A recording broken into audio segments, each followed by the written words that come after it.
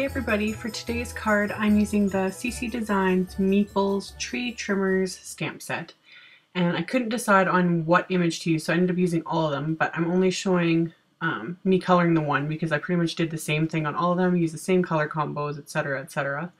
And then for this one I just sped it up super fast because I didn't do really anything fancy. I didn't even do a whole lot of blending or anything, just because they're such small and simple images that it would kind of be lost on them to do, you know, fancy blending and all that. Plus again, for Christmas cards, you don't want to be spending too much time coloring, especially if you're making quite a few of them or whatever.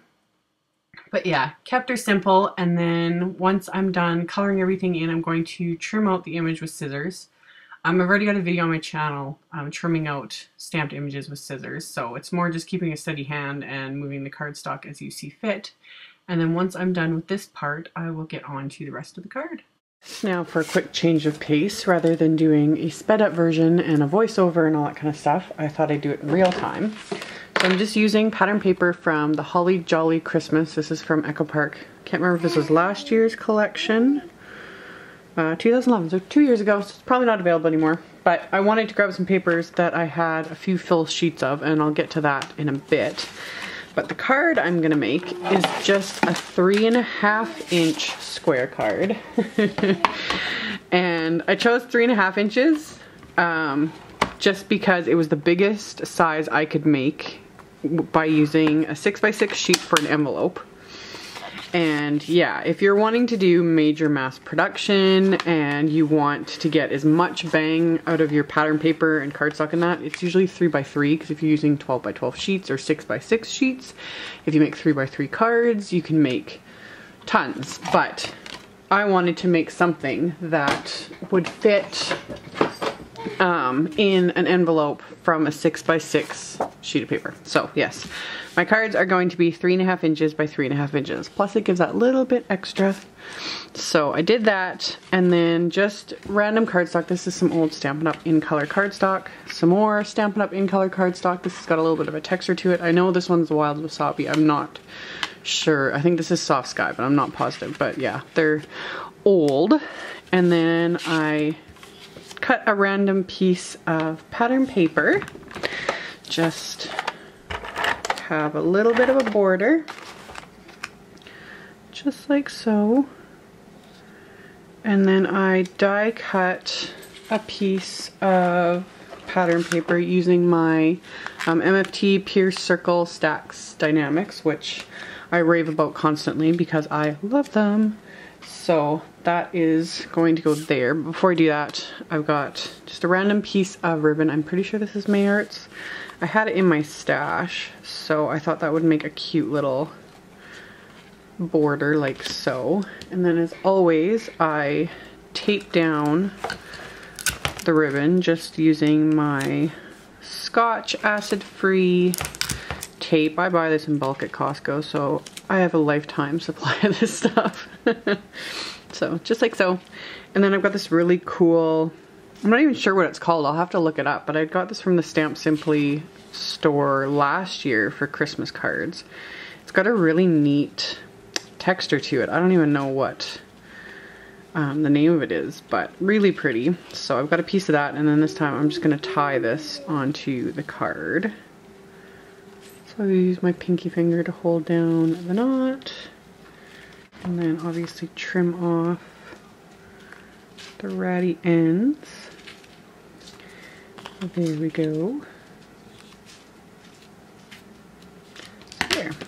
And again, the whole reason I did this is so that I could use these little meeples images and make little matching envelopes, and then I would have several cards made to use for like teacher's gifts or something like that. So I've got my little strip. This is just a random extra strip left over from cutting the card bases. And then I'm going to use my VersaFine ink for the sentiment. So ink that up. Stamp that. There we go. I just want to trim off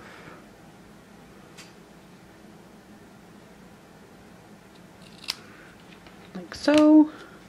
So I've got that. And then I'm going to use dimensionals to pop everything up. So I'll be back in a minute after I get all the dimensionals on.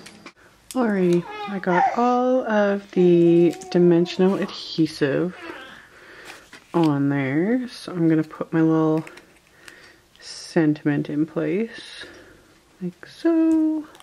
Then add my little meeple. And then to adhere this to my little card base, again, I always put tape over the back of the ribbon. That just makes my ATG adhesive glide over a lot quicker and smoother, because usually it'll get caught up on ribbon. So I'm going to adhere that to my little card base. Yeah, somebody else wants to be in the video. So that's it for the card front. And then on the inside of the card, again, keeping her simple, I just cut a square of cardstock, and then I die cut another circle. And this one's light enough that you could write a message over it, so that's why I chose that one. Alrighty, so I've got another strip of cardstock and another sentiment, this one for the inside of the card. And I'd already made sure to have everything lined up on my blocks ahead of time. Everyone wants to hear her in my videos, so this is usually how it is.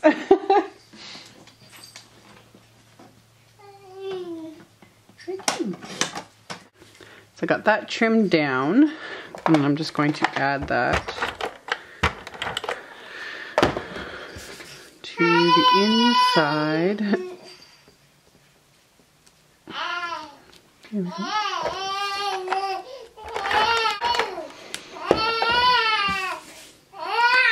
Okay, and then add that to the inside of the card. So I've got little Miss Munchkin actually sitting in my lap. But yeah, once the card is done, I gotta add a little bit of bling. So I've got my waterfall stickles for the blue area. Pretty sparkles. Keep that out of reach, that's for sure. And then crystal stickles just for the rest of it. I wanted something transparent. So apply it really lightly, add it to the wings, kind of bling up whatever. So there we go, and that's it for the little card. So like I said, I made a whole little batch of them. So I ended up making 4 cards using one each of the images. Here, I'll zoom out a little bit. From the Meeples set. So really fun. I'll have pictures on my blog so everyone can get kind of a better look. And then, yeah, like I said, I wanted to make coordinating envelopes. So that's what I ended up doing. So I made envelopes for all of the little cards.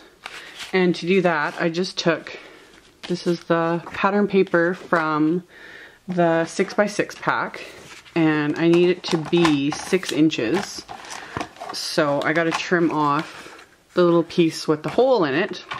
So I'm just gonna line that up right at the 6-inch mark on my paper cutter and cut off that little bit right there. So that gives me exactly a 6-inch square piece. And then of course I'm going to use my little envelope maker. And yeah, it said on the envelope maker, the biggest card I could get away with a 6-inch piece is a 3.5 inch. You can either do a 3.5 inch square card or like a 3x4 card, which would also work, but I wanted to do a 3.5 inch square card. So 3.5 inch by 3.5 inch with a 6x6 piece of pattern paper. So super simple. So of course for your first one, you line it up at 3 inches. Punch your hole, get that out, score it, and of course do that. Line up the second line, punch, score, and then last but not least, to round the edges, just punch.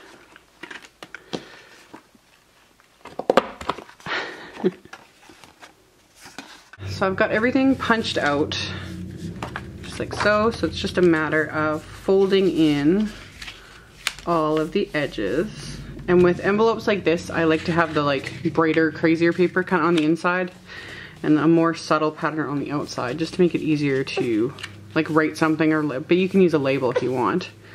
But I've got that, and then it's just a matter of quickly adhering it.